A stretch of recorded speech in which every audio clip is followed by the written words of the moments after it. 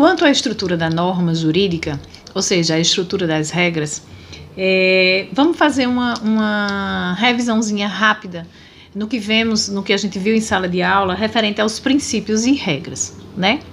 Nós sabemos que quando a gente fala de regra jurídica, a gente está falando do positivismo tradicional, ou seja, é aquele direito livre de valores, é um sistema fechado, porque se trabalhava apenas com a ideia de regra, ou seja, norma jurídica era igual a regra jurídica. Hoje nós sabemos que norma jurídica é o gênero e temos como espécies as regras e os princípios. Então precisamos relembrar, entender a diferença primordial, básica, entre regras e princípios. Quando a gente fala de regra jurídica, a gente está falando de um ato normativo delimitado, ou seja, que se aplica através do juízo da subsunção, que eu vou explicar para vocês relembrando. E quando a gente fala dos princípios, precisa se utilizar o juízo da ponderação. Por quê? Porque os princípios, eles estão sempre em rota de colisão, mas um princípio não anula o outro. Então, precisa se utilizar esse juízo da ponderação para a gente saber, no caso concreto, qual o princípio deve ser aplicado. Com a nossa Constituição Federal, ou seja, com o impacto, né, do Estado Constitucional, o direito aos poucos, ele foi dialogando com a moral e com a justiça. E daí, cada vez mais, a norma jurídica passou a ser sinônimo de regra. A norma jurídica passou a ser o gênero e nas espécies nós começamos a ter as regras e os princípios, tá? Então, como a gente sabe na prática diferenciar a regra de um princípio? Vamos dar um exemplo para vocês terem uma noção mais palpável e facilitar a compreensão. Na verdade, se lembrar do que nós vimos em sala de aula, porque esse assunto já foi visto em sala de aula. Exemplo, a Constituição Federal diz que o Estado Democrático de Direito tem que proteger a saúde. Todos nós temos direito à saúde. Esses seriam os princípios, né? Mas como é que a gente sabe, por exemplo, quais são os remédios, quais são as dinâmicas, as políticas que deverão ser feitas para se proteger essa saúde? Daí vem a regra jurídica. A regra jurídica, ela é delimitada, ou seja, a gente trabalha a regra jurídica pelo sistema do tudo ou nada. Por exemplo, se você tem uma regra jurídica que diz assim, não pise na grama, e tem outra que, ou melhor, pise na grama, e tem outra que diz, é proibido pisar na grama, ou vale uma, ou vale a outra. Lógico que vocês ainda não viram a aplicação da norma jurídica, isso a gente vai ver em teoria do ordenamento jurídico. Mas por uma questão lógica, utilizando apenas o senso comum, a gente sabe que uma norma posterior, em regra, ela anula uma norma anterior. Então, se nós temos uma regra que diz, por exemplo, pode pisar na grama, e a outra é proibida pisar na grama, pela lógica, pelo o simples senso comum, né? A gente vai aplicar o quê? Vai ser válida pela regra do tudo ou nada, a norma posterior, a norma que diz que é proibido pisar na grama. Então veja que a regra, ela delimita uma situação e os princípios não. Os princípios, eles são genéricos, são mandados de otimização, eles dão uma ordem.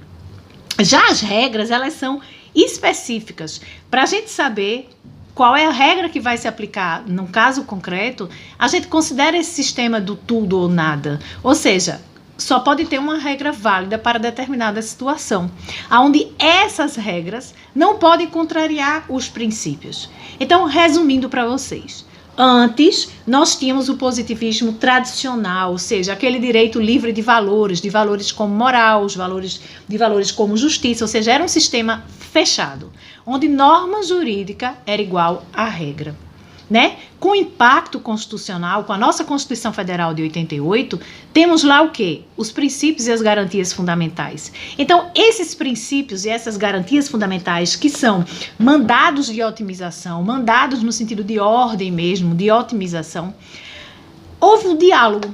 O direito começou a dialogar com a moral e com a justiça.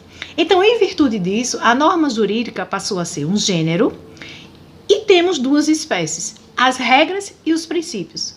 As regras, que é o que nós vamos estudar a partir de então, quando nós vamos entrar no assunto estrutura de norma jurídica, as regras, elas regulam uma situação de fato delimitada. e os princípios não. Os princípios são genéricos, tá certo? Então, entrando agora na estrutura da norma jurídica, nós estamos no slide 47, para que vocês possam acompanhar.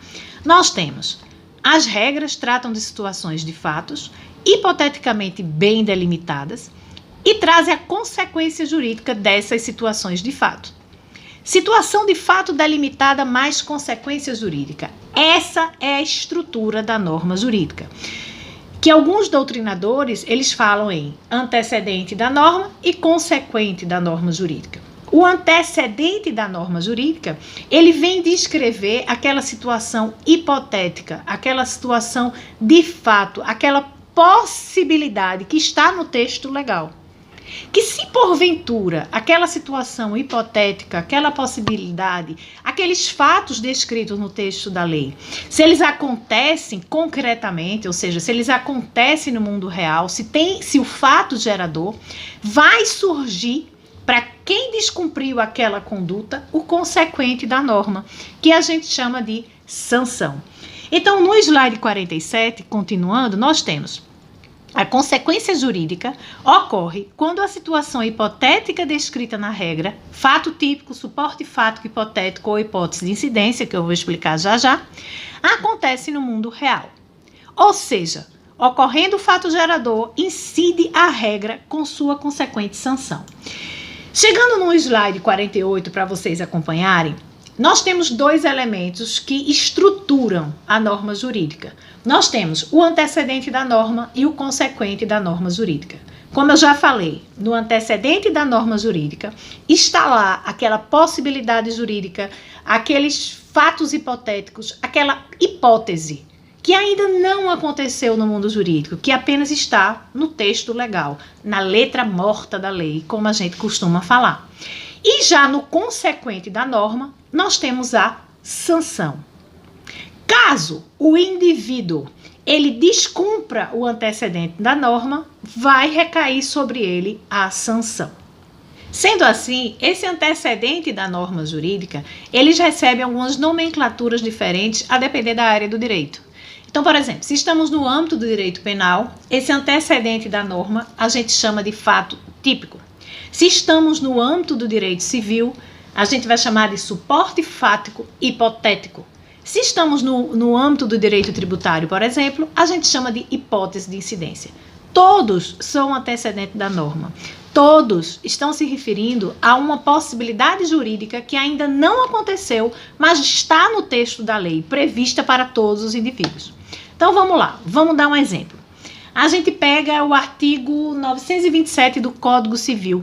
O artigo 927 do Código Civil, a grosso modo, eu vou ler ele aqui para vocês no decorrer, mas a grosso modo, fala do direito de reparação, que todas as pessoas têm o direito de exigir a reparação de um dano.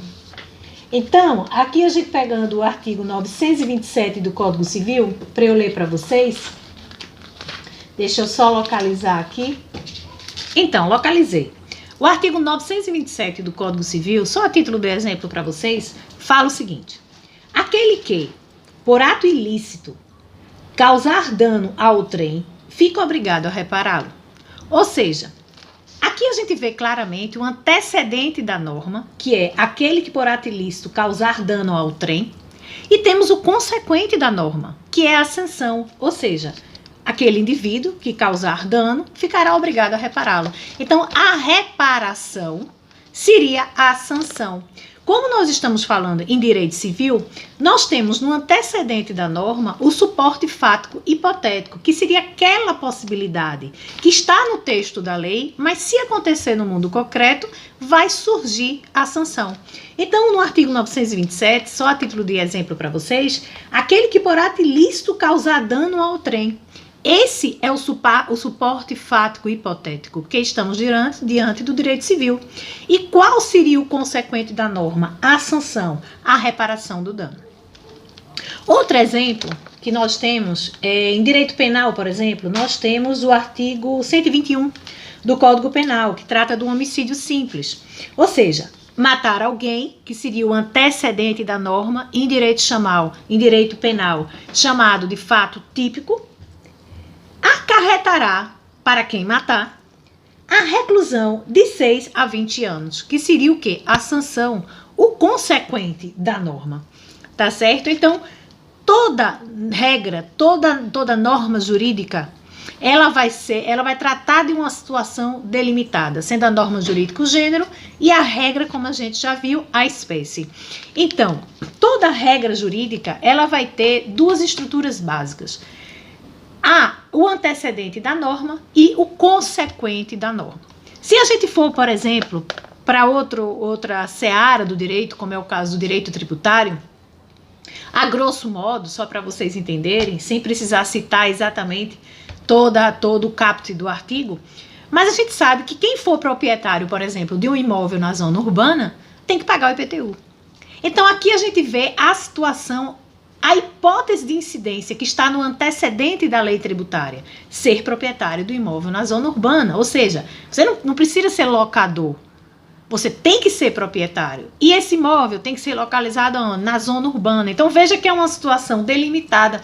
O antecedente da norma, ele traz uma situação delimitada, uma hipótese de incidência, ou seja, em direito tributário, é aquela hipótese, aquela possibilidade que, se porventura surgir, vai incidir a obrigação de pagar o tributo.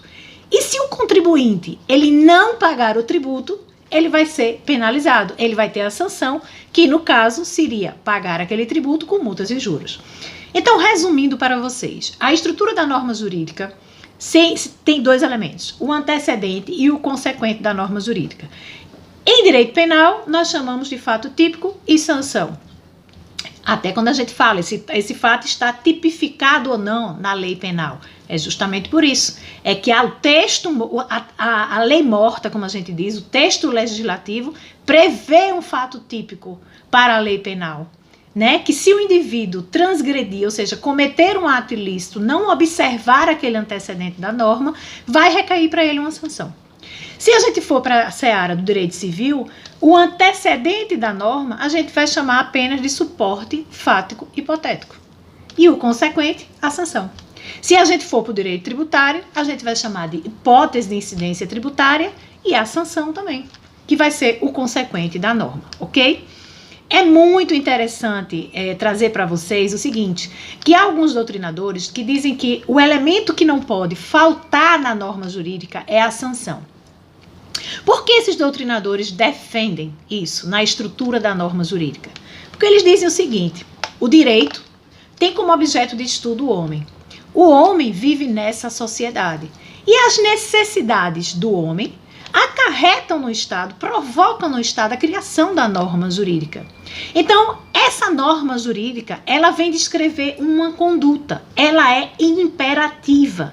Então, que a sanção seria a forma, esse consequente da norma, seria o elemento mais importante para fazer com que os indivíduos cumprissem com a norma jurídica. Já existem outros doutrinadores que dizem que não, que como existem normas sem sanção, que a gente vai ver no decorrer do assunto, o elemento mais importante seria a imperatividade, que toda norma ela descreve uma conduta, ela dá uma ordem, ela é imperativa, e seria esse o elemento mais importante. Então, continuando aqui o slide 48, para não deixar de ler com vocês, nós temos o segundo elemento da estrutura da norma jurídica, que é a consequência jurídica ou sanção. Todo ato ilícito, contrário ao direito, gerará uma aplicação de uma sanção prevista na norma. Observação: o direito está no plano do dever ser, toda norma jurídica é imperativa. Exatamente o que a gente falou aqui da característica da imperatividade. Bom, gente, esse foi o nosso segundo vídeo, referente à estrutura da norma jurídica, quando fizemos uma revisãozinha básica entre princípios e regras. Aguardem o próximo, que entraremos nas principais características da norma jurídica.